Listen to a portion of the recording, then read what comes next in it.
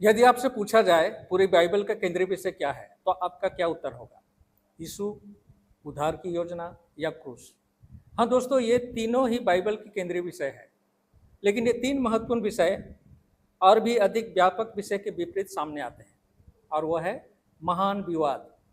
यह विषय बाइबल में उत्पत्ति की पुस्तक से लेकर प्रकाशित वाक्य की पुस्तक तक व्याप्त है। लूसीफर का परमेश्वर के प्रति विद्रोह के साथ स्वर्ग में बड़ा विवाद शुरू हुआ, लेकिन इस ब्रह्मांडीय संघर्ष के केंद्र में परमेश्वर का प्रेम का मुद्दा है। क्या वह पूर्णतः प्रेममय है? क्या वह अपने प्राणियों के सर्वोत्तम हितों को ध्यान में रखता है, या क्या वह एक सत्तावादी तानाशाह है जो केवल वही चाहता है जो उसके अपने हित में हो?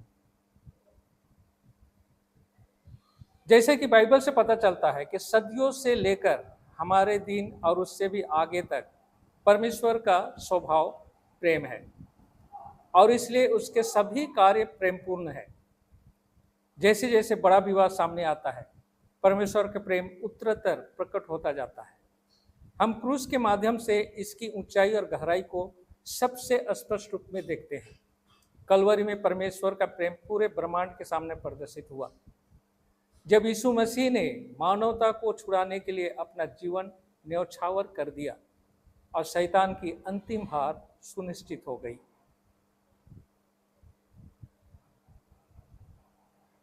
फिर भी लड़ाई जारी है।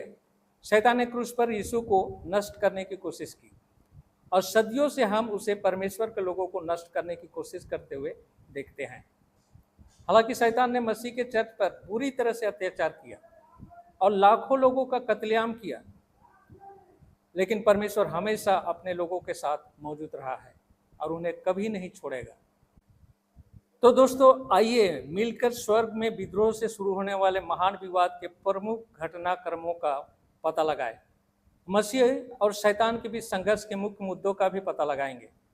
भयंकर कलेश के बावजूद वाल्डेंस के अदम्य साहस को भी देखेंगे, और सुधारकों की यातना, जंजीरों, काट और शहादत के बावजूद भी बाइबल की सच्चाई का पालन करने के दृढ़ संकल्प को भी हम देखेंगे। इन आध्यात्मिक दिग्गजों के विश्वास के बारे में कहा जाता है कि बाइबल उनका अधिकार था। इसकी शिक्षा के द्वारा उन्होंने सभी सिद्धांतों और सभी दावों का परीक्षण किया। परमेश्वर और उनके वचनों में विश्वास ने इन पवित्र लोगों को स्थिर रखा जब उन्होंने अपने जीवन को दांव पर लगा दिया। सुधार ने सत्य की एक मशाल जलाई जो अभी भी चमकती है। पवित्र शास्त्र में सुधारकों की आधारभूत आशा और विश्वास के द्वारा अनुग्रह से मुक्ति के उनके दृढ़ आश्वासन ने एडवेंट आंदोलन को उदय का मार्ग प्रशस्त किया, जिसका समर्थन विलियम मिलर और दुनिया भर के कई अन्य लोगों ने किया। सेवेंथ डे एडवेंटिस्ट चर्च को परमेश्वर ने सुधारकों द्वारा रखी गई नींव पर निर्माण करने के लिए खड़ा किया था, ताकि बाइबल की सच्चाइयों को बहाल किया जा सके जो सदियों से गायब हो गई थी। इसके मिशन का मुख्य केंद्र प्रकाशित वाक्य की पुस्तक 14 अध्याय का 6 से 12 के बीच 3 स्वर्गदूतों के संदेशों की घोषणा करना है, जो जल्द ही अंत होने वाली दुनिया के लिए परमेश्वर की अंतिम चेतावनी है। यह उद्घोषणा शैतान के क्रोध को भड़काती है, जिसे प्रेरित यूहन्ना ने अजगर के रूप में चिन्हित किया है। जैसा कि प्रकाशित वाक्य की पुस्तक 12 अध्याय का 17 पद में हम पाते हैं, लिखा है, तब अजगर स्त्री पर क्रोधित हुआ और उसकी शेष संतान से जो परमेश्वर की आज्ञाओं को मानते और यीशु की गवाही देने पर स्थिर है, लड़ने को गया। तो दोस्तों, महान विवाद के पाठों का आधार बाइबल है। हम इस जबरदस्त विषय का अध्ययन करने में अपनी विषयगत रूपरेखा के रूप में एलन जी वाइट की पुस्तक द ग्रेट कंट्रोवर्सी का उपयोग करेंगे। जिन अध्यायों पर प्रत्येक पाठ आधारित है, उन्हें आगे के अध्ययन करने के लिए एक सह पुस्तक के रूप में उपयोग करेंगे, ताकि हम सभी मसीह के प्रेम को, जो ज्ञान से परे है, पूरी तरह से जान सके। दोस्तों, हम जिस जगत में रहते हैं वहाँ हम चारों तरफ सिर्फ लड़ाइयाँ ही देखते हैं। तो चलिए आज हम सभी लड़ाइयों के पीछे की लड़ाई का पता लगाते हैं। अगर आप प्रकाशित वाक्य की पुस्तक 12 अध्याय का 7 और 8 पद को पढ़ें, तो उस लड़ाई के बारे में बाइबल कुछ इस तरह से बोलती है, जो कुछ इस तरह से लिखा हुआ है। फिर स्वर्ग में लड़ाई हुई, मिखाइल और उसके स्वर्गदूत अजगर से लड़ने निकले, और अजगर और उसके दूत उससे लड़े, परंतु प्रबल न हुए, और स्वर्ग में उनके लिए फिर जगह न रही। अब प्रश्न यह उठता है कि यदि परमेश्वर इतना भला है तो दुनिया इतनी बुरी क्यों है? प्रेम का परमेश्वर इतनी बुराई को कैसे अस्तित्व में रहने दे सकता है? बुरे काम क्यों अच्छे लोगों के साथ होता है? तो दोस्तों, आज के पाठ में हम अच्छाई और बुराई के बीच सदियों से चले आ रहे संघर्ष का पता लगाने जा रहे हैं। तो बने रहिए हमारे इस वीडियो में। परमेश्वर अविश्वसनीय प्रेम का ईश्वर है, उसका स्वभाव ही प्रेम है, जैसा कि पहला यूहन्ना की पुस्तक 4 का 7-8 पद में लिखा है।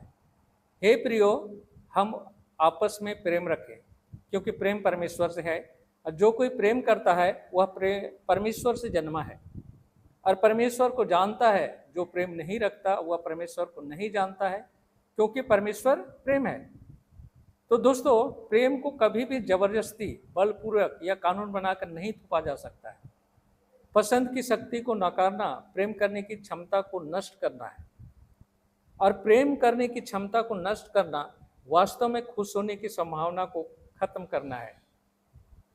परमेश्वर अपने प्रेम से हमारी वफादारी को जीतता है, और वह अच्छे और बुरे के बीच के महान विवाद से इस तरह निपट रहा है कि ब्रह्मांड में फिर कभी पाप उत्पन्न नहीं होगा। परमेश्वर का उद्देश्य पूरे ब्रह्मांड के सामने यह प्रदर्शित करना है कि उसने हमेशा अपने प्राणियों के सर्वोत्तम हित में कार्य किया है।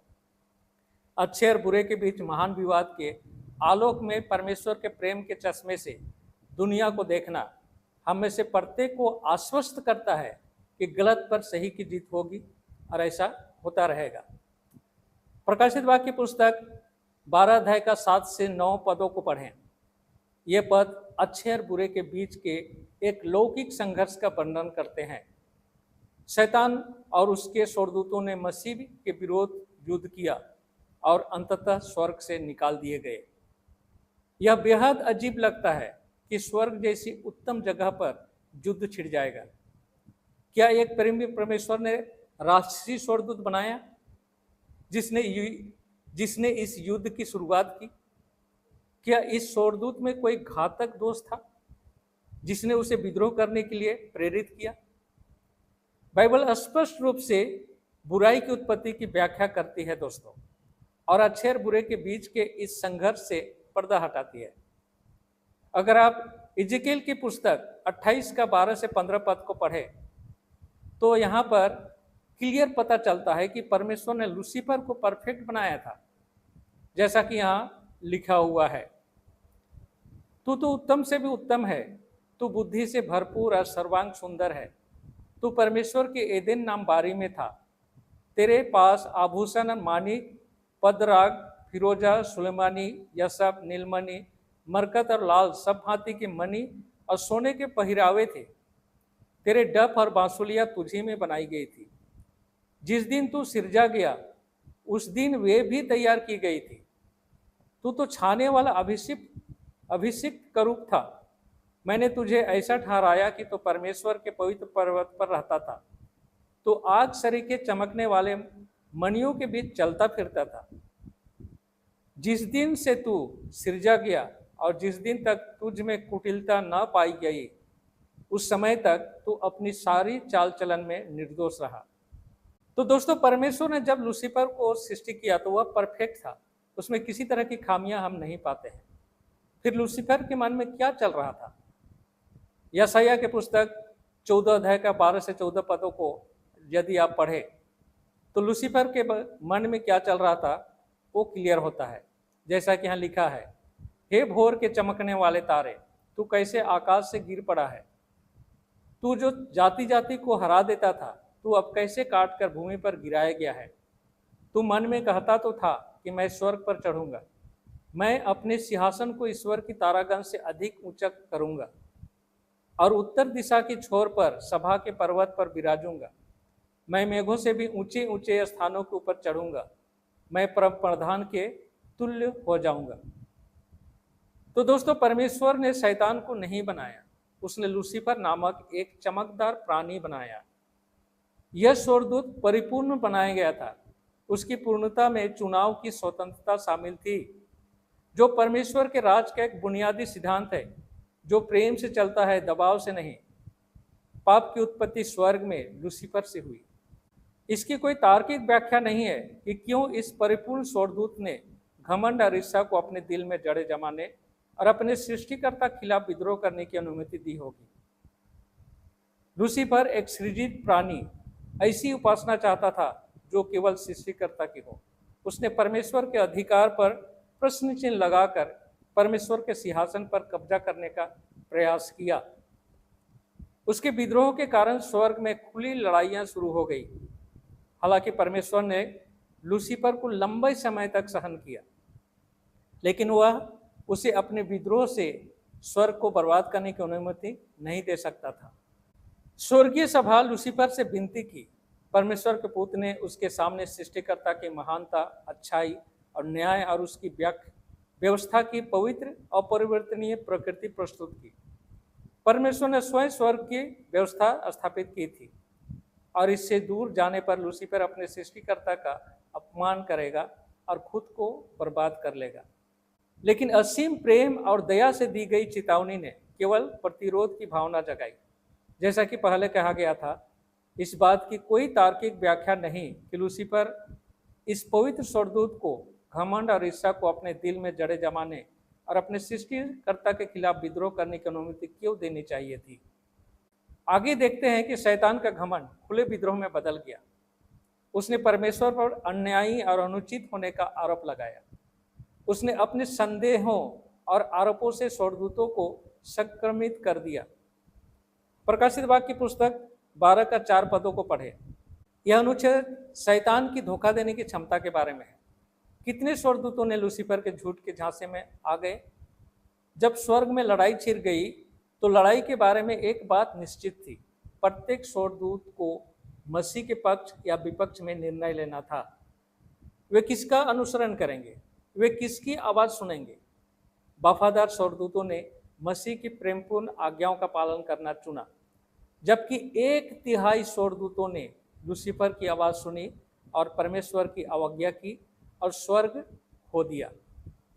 हमें भी पृथ्वी के इतिहास के इस महत्वपूर्ण समय में मसीह के पक्ष या विपक्ष में निर्णय लेने के लिए बुलाया गया है। दोस्तों, हमें भी घोषित करना है कि हम किसके पक्ष में हैं, मसीह के या शैतान के।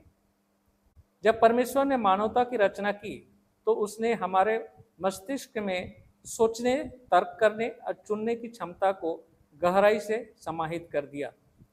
हमारी मानवता का सार नैतिक विकल्प चुनने की हमारी क्षमता है।